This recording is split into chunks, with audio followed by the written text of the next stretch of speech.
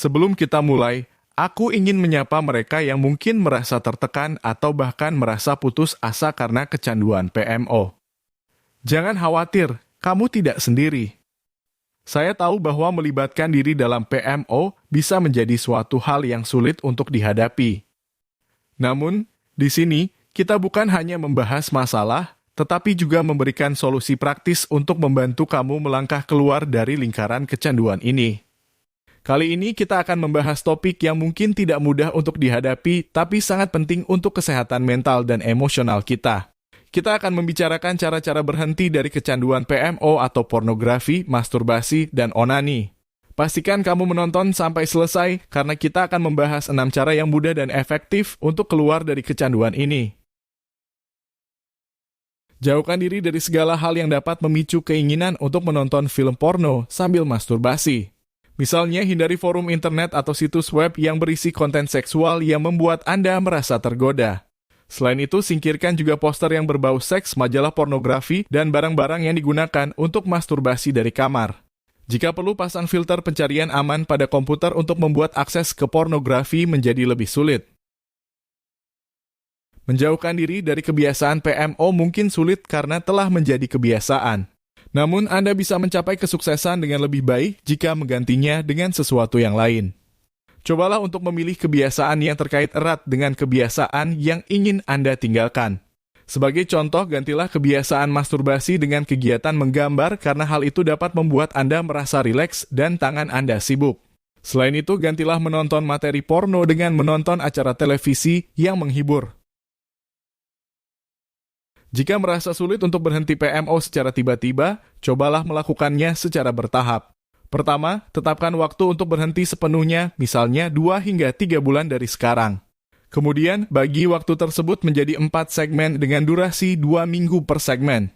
Pada segmen pertama, batasi diri hanya sekali sehari. Selanjutnya, kurangi frekuensi menjadi 4 kali seminggu selama segmen kedua, kemudian hanya 2 kali seminggu selama segmen ketiga.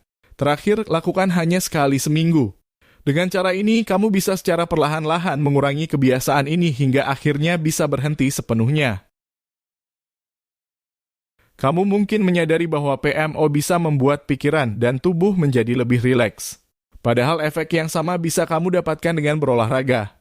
Ini artinya olahraga rutin bisa menjadi cara berhenti PMO yang cukup efektif. Pilih aktivitas atau jenis olahraga yang kamu sukai agar lebih menyenangkan saat melakukannya. Misalnya jalan cepat, lari, berenang, atau ikuti kelas dansa. Bila perlu, bergabunglah dengan tim olahraga atau pergi ke pusat kebugaran. Meditasi bisa membantu merasa lebih rileks dan mengurangi keinginan untuk melakukan PMO. Untuk meditasi yang sederhana, cukup duduk atau berdiri dalam posisi yang nyaman. Kemudian, fokuskan perhatian pada pernafasan. Jika pikiran mulai melayang, tarik nafas dalam-dalam untuk membawa fokus kembali. Lakukan meditasi setidaknya selama 10 menit setiap hari. Ketergantungan pada PMO dapat dialami oleh siapapun, termasuk oleh orang-orang yang sudah menikah. Hal ini bisa terjadi karena kebutuhan seks yang tinggi, namun merasa malu untuk membicarakannya dengan pasangan, akhirnya mencari kepuasan dari sumber lain. Jika sulit untuk menghentikan kebiasaan PMO, coba bicarakanlah dengan pasangan mengenai kebutuhan seks Anda. Meskipun mungkin terasa malu pada awalnya, tetapi berbicara secara jujur akan lebih baik untuk hubungan Anda berdua. Jelaskan mengenai kecenderungan PMO dan sampaikan apa yang Anda harapkan dari hubungan intim bersama pasangan. Selanjutnya, dengarkanlah kebutuhan pasangan Anda. Dengan berkomunikasi secara terbuka, Anda dan pasangan dapat bekerja sama untuk saling memuaskan satu sama lain.